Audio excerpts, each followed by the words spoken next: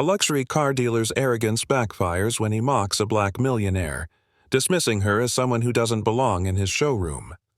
Laughing at her request to purchase an exclusive car, he calls security to escort her out, believing he's proven a point.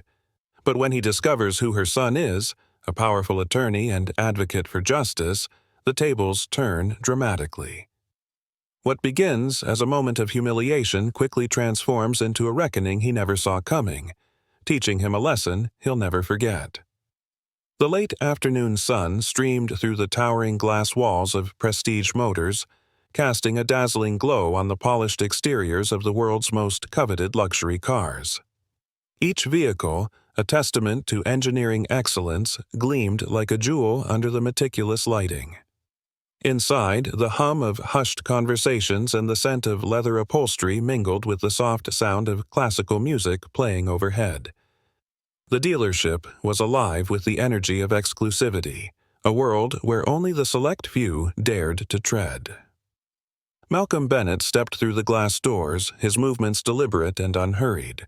Dressed in a tailored navy blazer, crisp white shirt, and dark slacks, he exuded a quiet confidence.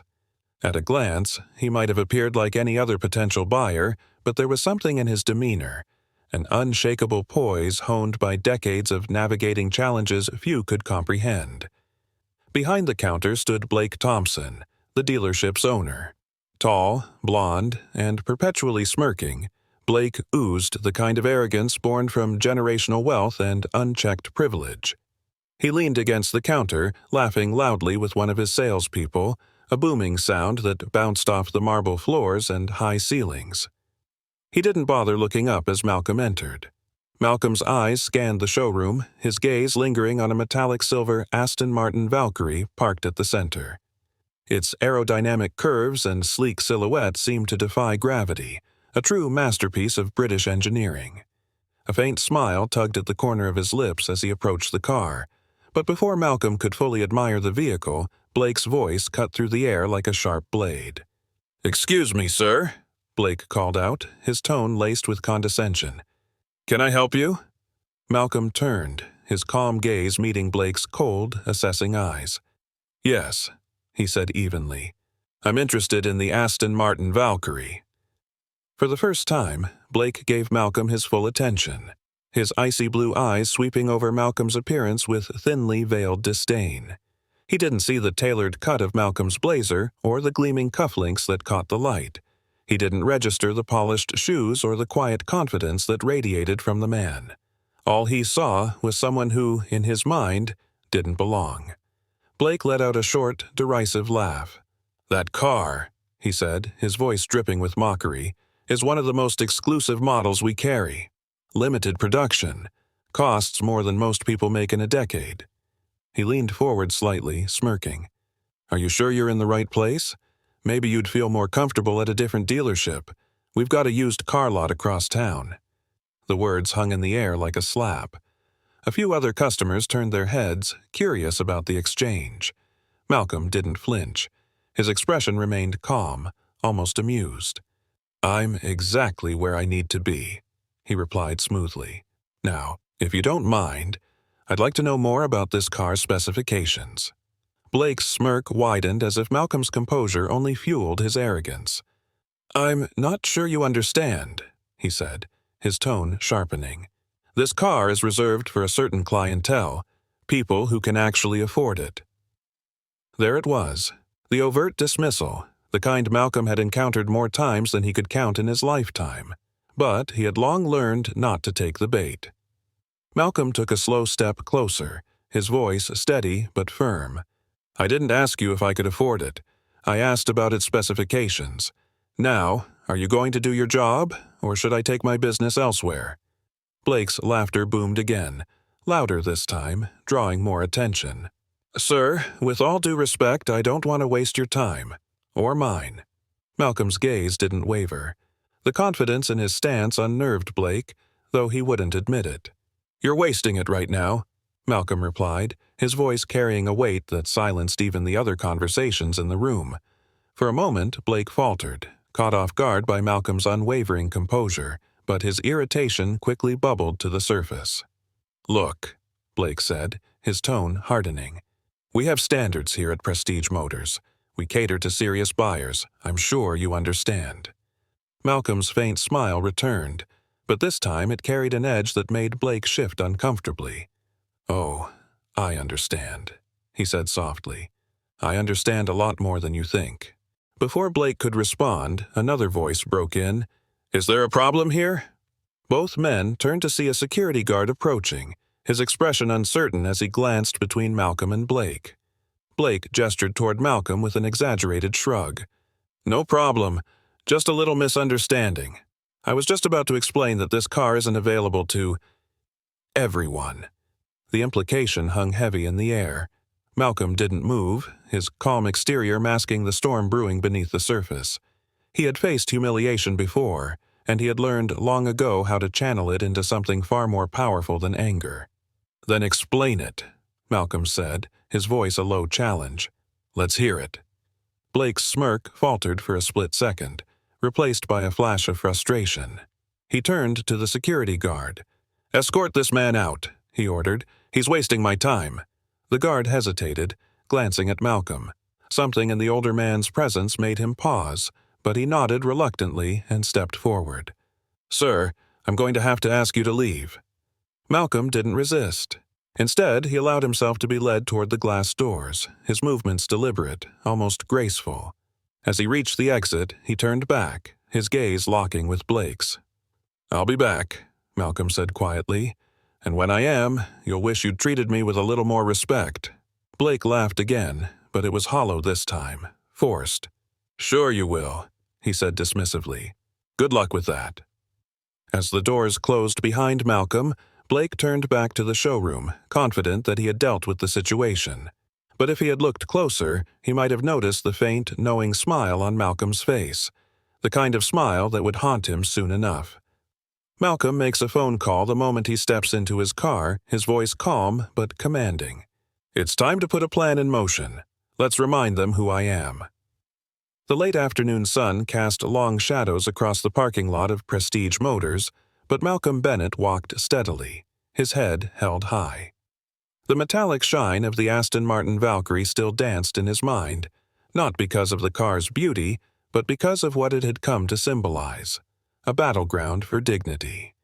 He had faced discrimination before, but the blatant arrogance of Blake Thompson was something he wouldn't let go unanswered. The security guard trailed a few paces behind, looking sheepish. Malcolm could feel the curious gazes of customers and staff burning into his back as he stepped outside. He paused near the valet stand, straightened his blazer, and glanced over his shoulder at the glass doors, where Blake stood with his arms crossed, smirking. "Good riddance," Blake muttered just loudly enough for Malcolm to hear.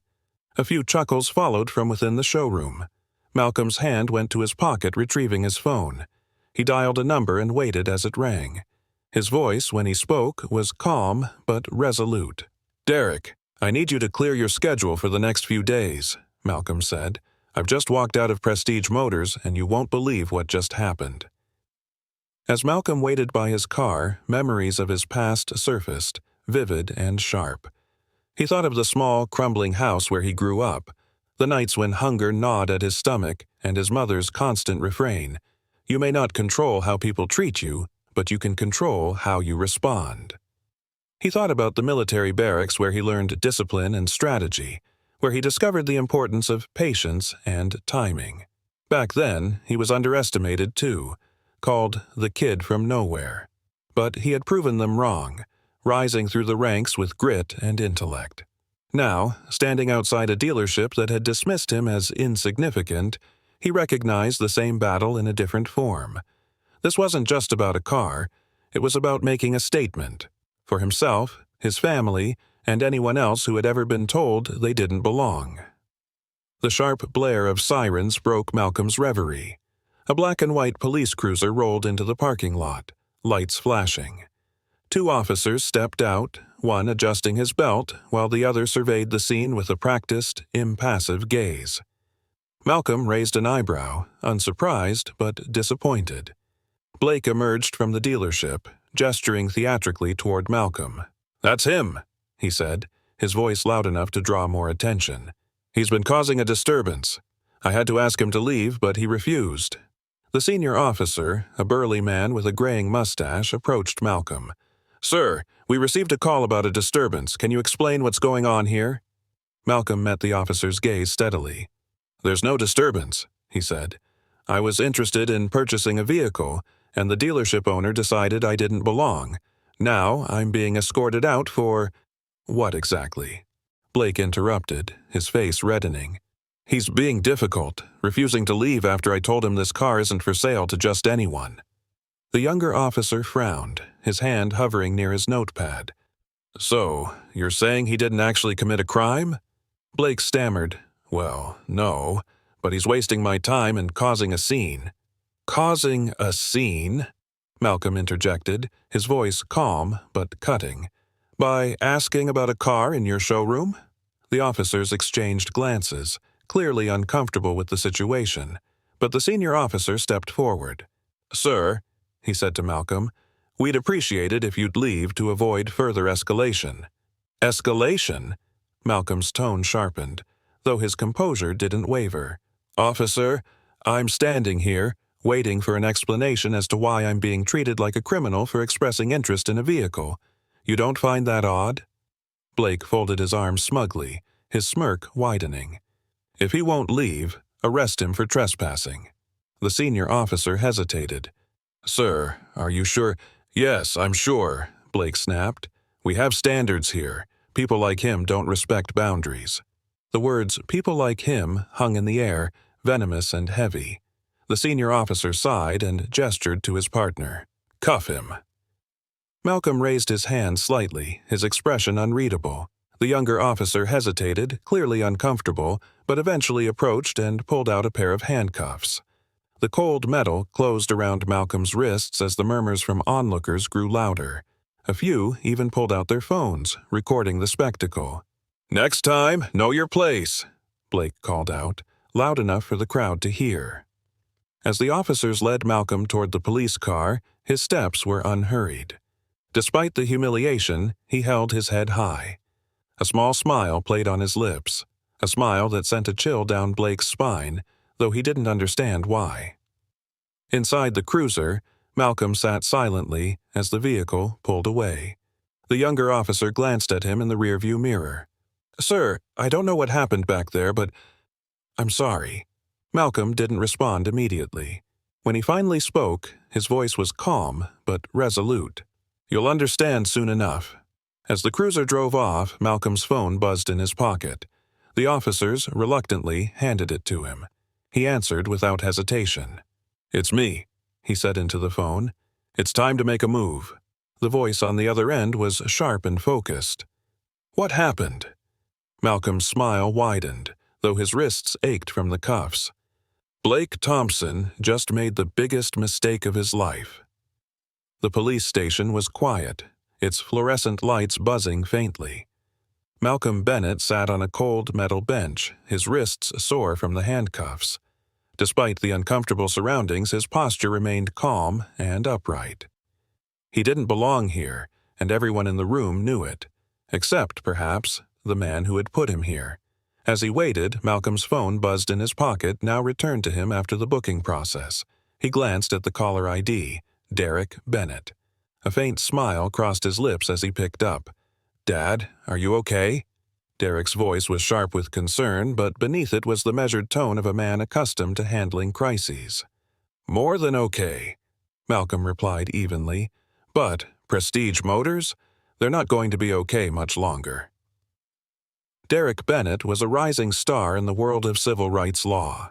Known for his meticulous preparation and an uncanny ability to dismantle systemic discrimination, he had earned a reputation as one of the toughest attorneys in the country. At 35, he was already a partner at a prestigious law firm, a rare feat for someone his age. But what drove Derek wasn't ambition. It was the lessons instilled in him by his father. He had grown up watching Malcolm navigate a world that was often unkind, learning to turn setbacks into stepping stones. Tell me everything, Derek said, his voice tightening. Malcolm recounted the events at the dealership, sparing no detail. By the end, Derek was silent, the weight of the story sinking in. They humiliated you. Publicly, Derek finally said, his tone laced with a cold edge. And Blake Thompson thought he could get away with it. He's not thinking at all, Malcolm replied. But we will. As Malcolm finished his call, Derek was already pacing in his office, phone pressed to his ear. He contacted his assistant, rattling off instructions. Pull the records on Prestige Motors. I want their financials, ownership structure, and customer complaint history. Find every case of discrimination linked to that dealership or its staff. Call Nia Jones at the Examiner. Tell her I've got a story she'll want to hear. Back at the police station, Malcolm was released after being held for several hours. No charges were filed, a decision likely spurred by the growing number of onlookers recording the scene earlier. As he walked out into the cool evening air, Derek's car pulled up to the curb. The younger man stepped out, his tailored suit immaculate, his expression one of steely resolve. "Let's go," Derek said simply, opening the door for his father. "We have work to do."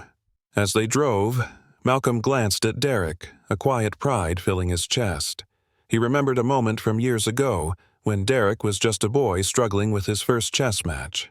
"You're thinking about the next move," Malcolm had said, watching Derek frown at the board, "but a real strategist thinks 3 moves ahead." Derek had nodded, absorbing the lesson. That same lesson had carried him through law school, courtrooms, and now, this moment. 3 moves ahead, Malcolm murmured, almost to himself, as Derek glanced at him. Back at Derek's home office, the 2 men sat surrounded by laptops and stacks of legal documents. Derek's team had already begun compiling information on Prestige Motors. What they uncovered painted a damning picture. Customer complaints.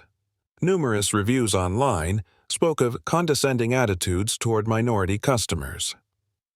Employee testimonies. Former employees described an unspoken VIP policy that prioritized wealthy white clientele. Corporate connections. Prestige. Motors was part of a larger parent company, Luxury Motors International, with deep ties to the high-end automobile industry.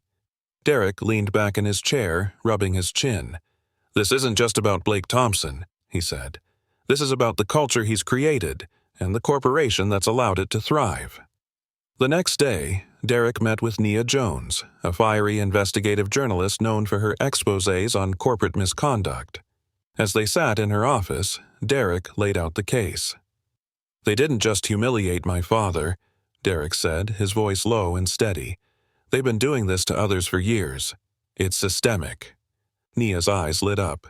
"And you have proof?" "More than enough," Derek replied, sliding a folder across the table. "This isn't just a story. It's a reckoning."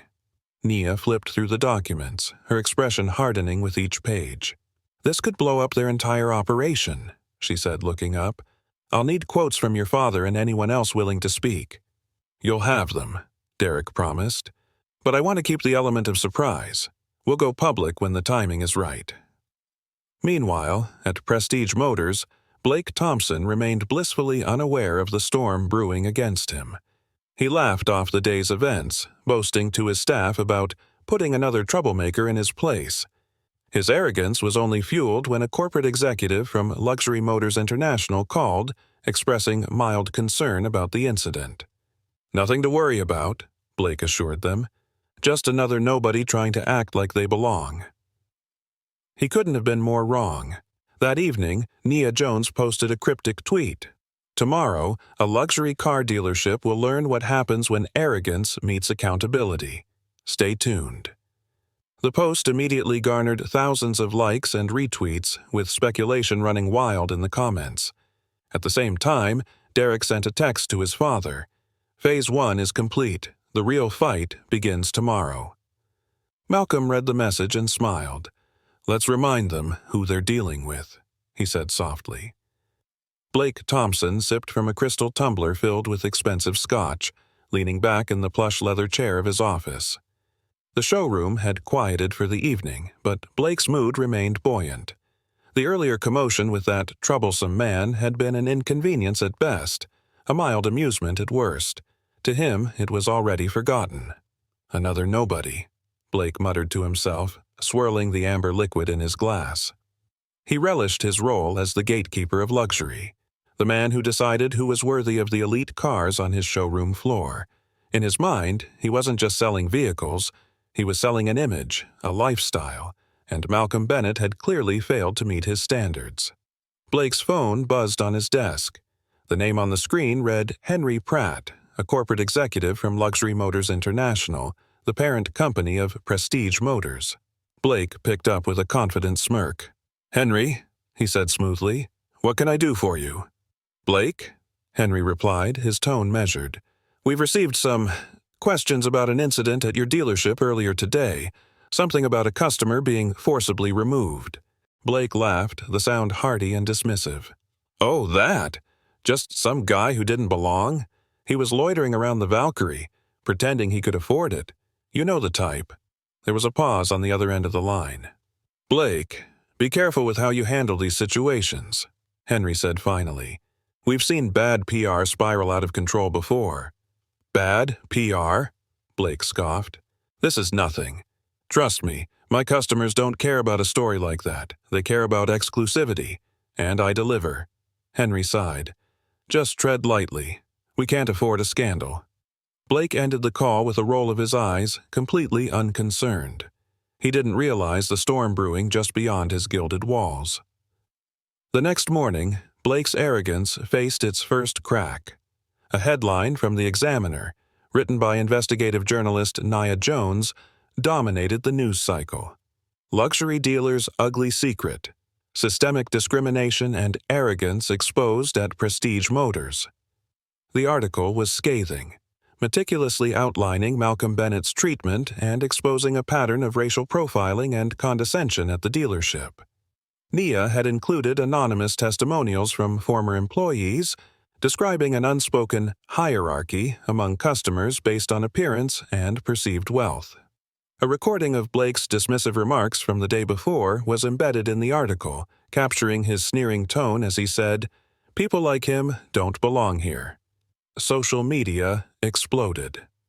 The hashtags #BoycottElite Motors and #LuxuryForAll trended within hours.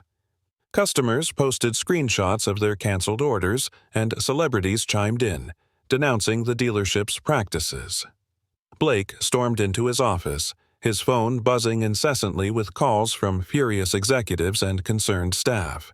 He barked orders at his assistant, demanding to know who had leaked the story. "Get PR on the line," he shouted. "We need a statement out immediately." His assistant, pale and flustered, replied, "They're already drafting something, but the article, it's everywhere, sir. Even the local news is covering it." Blake's hands clenched into fists. "This will blow over," he muttered. "They always do." At that same moment, Malcolm and Derek sat in a sleek conference room, their laptops open as they monitored the fallout. "Phase 2 begins now," Derek said, sliding a folder across the table to his father. Inside was a detailed dossier on Luxury Motors International, including the names of key board members. "They've been complicit," Derek continued. "Prestige Motors isn't the only dealership under their umbrella with complaints like this. We're going after the entire chain." Malcolm nodded. "And they're going to listen. Let's make sure they know what's at stake." That afternoon, Malcolm's phone buzzed with a call from Henry Pratt, the same corporate executive who had spoken to Blake. "Mr. Bennett," Henry began, his voice careful, "we've read the article, and let's just say the board is very interested in resolving this matter quickly. Would you be willing to meet with us?" Malcolm smiled faintly. "I'll meet with you, but this isn't going to be swept under the rug, Mr. Pratt. I suggest you prepare your board to take accountability." As the call ended, Malcolm looked at Derek. "Time to play the next move."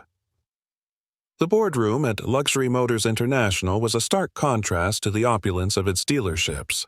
Its polished oak table, towering windows, and minimalist decor spoke of corporate power. Yet today, the air inside was heavy with tension. The board members, a mix of sharply dressed executives, sat around the table, murmuring in low tones. The article by Nia Jones had struck like a thunderbolt, dragging their company into a public relations nightmare. At the head of the table sat Henry Pratt, the executive overseeing Prestige Motors. His usually calm demeanor was fraying as he shuffled through printed copies of the article and screenshots of the trending hashtags. "Blake Thompson has put us in an untenable position," Henry began, his voice tight. "We've got customers canceling orders, activists protesting outside our dealerships, and shareholders demanding answers. We need a solution, now." Before anyone could respond, the glass doors to the boardroom swung open. All heads turned as Malcolm Bennett walked in, his steps measured, his expression unreadable. Dressed in a tailored gray suit, he radiated quiet authority. Behind him was his son, Derek Bennett, carrying a leather briefcase and wearing the cool confidence of a seasoned attorney. Henry stood, extending a hand. "Mr. Bennett, thank you for coming." Malcolm didn't shake it immediately. Instead, he let the silence stretch, ensuring all eyes were on him. Then, with a faint smile, he shook Henry's hand. "I trust you've read the article." The tension in the room thickened. Malcolm and Derek took their seats at the table, placing the briefcase on the polished surface. "Let's not waste time," Derek began, his tone professional but firm. He opened the briefcase and began distributing documents to the board members. "What you're holding is a detailed account of Prestige Motors' discriminatory practices over the past 5 years. These include customer complaints, employee testimonials, and evidence of unspoken policies that prioritize certain demographics." The room was silent, except for the rustling of paper as the board members scanned the documents. Faces paled, brows furrowed. Henry leaned forward, his voice tight. "Mr. Bennett, we understand you've had an unfortunate experience, but surely this doesn't represent our company as a whole." Malcolm's expression didn't change. "What happened to me is just the tip of the iceberg. My son and I have uncovered enough to suggest this isn't just about Blake Thompson. This is about a culture you've allowed to fester under your watch." As Malcolm spoke, his mind flickered back to a memory from his military days. He had been a young officer tasked with leading a platoon into a precarious mission. His commanding officer had dismissed his concerns about the plan's flaws, saying, "You're overreacting." Malcolm had ignored him, recalculating the mission on his own and saving his platoon from disaster. That lesson stayed with him. Don't wait for others to fix what you can fix yourself. He brought that same determination to this moment. Meanwhile, outside the corporate headquarters, the protests had swelled. A sea of people, holding signs with slogans like "Luxury for All" and "No Room for Racism," gathered to demand accountability. News crews documented the scene, broadcasting live updates as the story gained national attention. Inside the boardroom, Derek continued his presentation. "The protests you see outside, they aren't going away, and neither are we." One of the board members, an older man with a pinched expression, interjected, "What exactly do you want, Mr. Bennett? Restitution? An apology?" Derek leaned forward, his gaze icy. "We want accountability. Immediate action against Blake Thompson, a public acknowledgement of wrongdoing, and a commitment to systemic reform across all your dealerships." Back at Prestige Motors, Blake Thompson sat in his office, his usual smugness replaced by unease. His assistant entered, looking nervous. "There's a corporate auditor here to see you, Mr. Thompson." Blake frowned. "Corporate auditor? What for?" The assistant hesitated. "They said it's related to the recent incidents." Moments later, a sharp-suited auditor entered Blake's office, clipboard in hand. "Mr. Thompson, we're here to conduct a thorough review of your dealership's practices, effective immediately. You're relieved of your managerial duties pending the outcome." Blake's face turned ashen. "You can't do this. I've run this dealership for years. This decision comes directly from the board," the auditor said coldly. "You've left us no choice." As Blake's world crumbled, Malcolm and Derek left the boardroom, their strides confident. Henry Pratt caught up to them in the hallway. "Mr. Bennett, wait," he said, desperation creeping into his voice. "We're prepared to meet your demands, but please don't take this further." Malcolm turned. his expression unreadable. "You've made promises before, Mr. Pratt. This time, we'll make sure they're kept." Derek added, "We'll be watching closely. Any backtracking, and the next headline won't just be about Prestige Motors, it'll be about Luxury Motors International." As they exited the building, Malcolm's phone buzzed. It was Nia Jones. "Mr. Bennett," she said, her tone eager. "The board's response is trending. Care to comment?" Malcolm's faint smile returned. "Not yet. Let's give them a little more rope." The world of luxury automobiles had been thrown into chaos. The viral story of Malcolm Bennett's humiliation at Prestige Motors, combined with the damning exposé by Nia Jones, had ignited a wildfire that showed no signs of burning out. Social media erupted with hashtags like #boycott Prestige Motors, #luxury for all, and #respect over riches, with posts flooding in from every corner of the internet. Protests outside Prestige Motors' flagship dealership in the heart of the city grew larger by the hour. What had started with a small group of activists had transformed into a massive crowd, their signs and chants demanding justice. Blake Thompson sat in his now empty office, the blinds drawn as muffled chants of protest seeped through the walls. His phone buzzed incessantly on his desk with messages from irate colleagues, corporate executives, and even longtime clients canceling their orders. His assistant peeked into the room, her face pale. "Mr. Thompson," she began hesitantly. "Another 5 customers just canceled their pre-orders for the Valkyrie, and—" She paused, unsure of how to continue. "And what?" Blake snapped, his voice cracking with desperation. "They're saying they'll take their business to competitors unless there's a public apology. Some are even calling for your resignation." Blake's face turned crimson. "An apology? Resignation?" He slammed his fist on the desk. "I've done nothing wrong. They're just stirring up trouble." His assistant flinched but didn't respond. She had worked for Blake long enough to know when to stay silent. Meanwhile, on the streets outside Prestige Motors, the protests reached a fever pitch. Television crews captured the diverse crowd of activists, community leaders, and ordinary citizens standing shoulder to shoulder.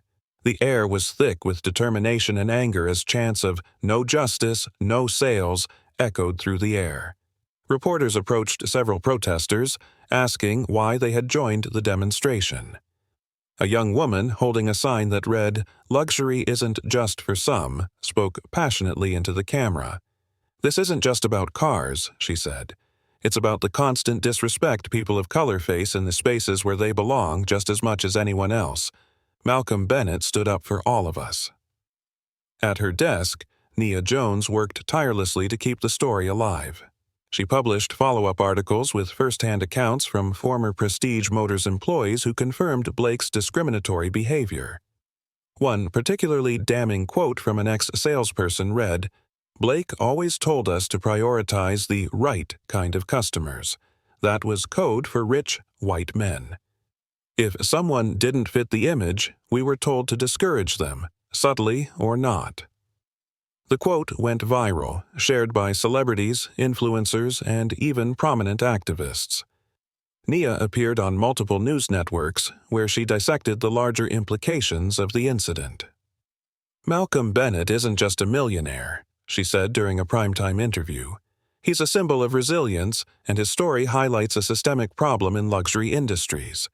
The question is, will Luxury Motors International take real action, or will they sweep this under the rug?" Amid the chaos, Malcolm Bennett remained characteristically composed. He watched the protests and news coverage from the living room of his modest yet elegant home. Derek sat beside him, scrolling through the overwhelming flood of social media posts and emails pouring in. "This is bigger than even I expected," Derek said, glancing at his father. "The protests, the media attention. We've struck a nerve." Malcolm nodded thoughtfully. "That's good, but we're not done yet." "What's the next move?" Derek asked. Malcolm leaned back in his chair, his eyes sharp. "The board is feeling the pressure, but we need to ensure this isn't just about damage control. They need to commit to real change." Derek smirked. "And how do we do that?" Malcolm's lips curled into a faint smile. We make them realize that failing to act will cost them everything. At the corporate headquarters of Luxury Motors International, the pressure had reached a boiling point. The board held an emergency meeting with every member present, including Henry Pratt. The agenda was clear: how to mitigate the fallout from the Prestige Motors scandal. "Our brand is being dragged through the mud," one board member said, slamming his fist on the table. "Shareholders are panicking, and we've already lost millions in pre-orders. We need to cut ties with Blake Thompson immediately." Another member nodded. "We should issue a public statement, apologizing for his behavior and pledging to implement reforms." Henry Pratt, who had been quietly observing the discussion, finally spoke up. "A statement and firing Thompson won't be enough. People like Malcolm Bennett won't settle for lip service." "Then what do we do?" a younger board member asked nervously. Henry leaned forward, his expression grim. "We bring Malcolm Bennett to the table. If we're going to fix this, we'll need his cooperation and his trust." Later that evening, Henry called Malcolm directly. His voice was measured but tinged with desperation. "Mr. Bennett, we're prepared to meet all your demands, but we need you to help us rebuild public trust." Malcolm's response was calm but firm. "Help you? That depends." "On what?" Henry asked. Malcolm's smile was audible through the phone.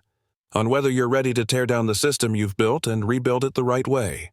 Henry paused, then said, "We're ready to negotiate." "No," Malcolm replied. "You're ready to listen. There's a difference." The boardroom of Luxury Motors International was eerily silent as Malcolm Bennett entered, flanked by his son, Derek. The tension was palpable, with every executive present knowing they were at the mercy of the man they had dismissed as just another customer days ago. Malcolm took his time settling into his seat, his gaze sweeping across the table. Derek placed a stack of documents in front of him, ready for what was to come. Henry Pratt cleared his throat. "Mr. Bennett, we're prepared to meet your terms. Let's discuss how we can move forward." Malcolm raised an eyebrow, his calm demeanor unchanged. "Moving forward requires acknowledgement of how we got here in the first place. Your company didn't just tolerate discrimination, it fostered it." Henry nodded, though visibly uncomfortable. "We're ready to take responsibility and implement changes." Malcolm leaned forward. "Good. Here's what that looks like." Malcolm laid out his demands. 1. Immediate termination of Blake Thompson. Public acknowledgement of his discriminatory actions and an apology issued by Luxury Motors International. 2. Diversity and inclusion. Overhaul. A commitment to hire a more diverse workforce, including mandatory training for all employees at every dealership. 3. Foundation for equality. Luxury Motors International would fund a foundation dedicated to fighting discrimination in luxury industries. Malcolm and Derek would lead the foundation as co-chairs. 4. Corporate accountability. Quarterly public reports on the company's progress in addressing systemic bias. Henry and the board exchanged uneasy glances but ultimately nodded. They had no choice. The fallout from the scandal had already cost them millions in revenue, and Malcolm's influence only continued to grow.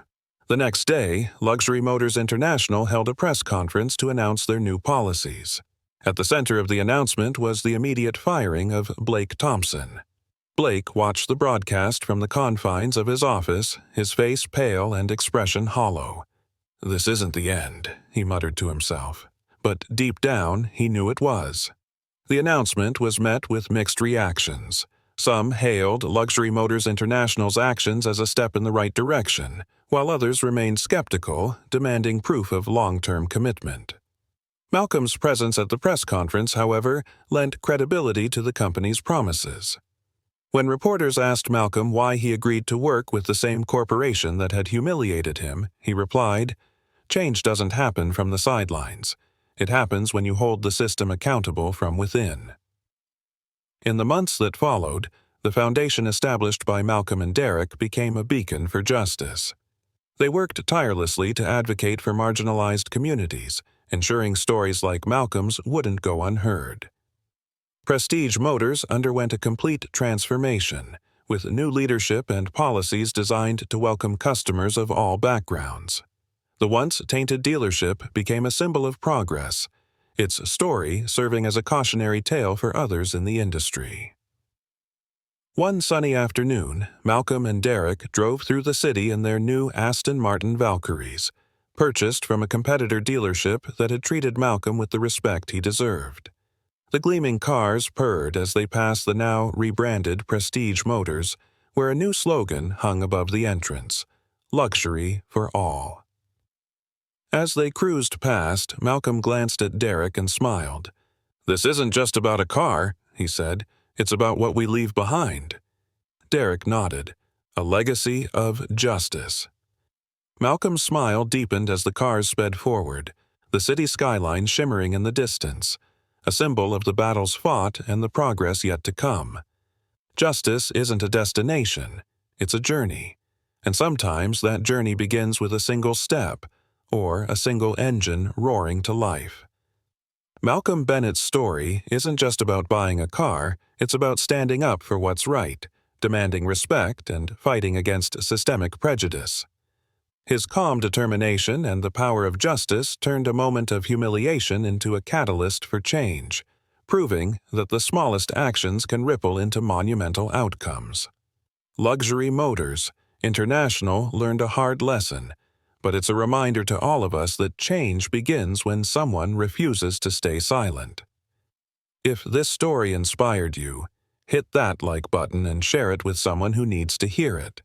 Let's keep this conversation going.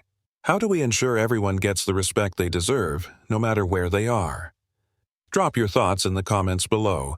We'd love to hear from you. And don't forget to subscribe and hit the notification bell for more powerful stories like this. Together, we can create a world where justice always finds its mark.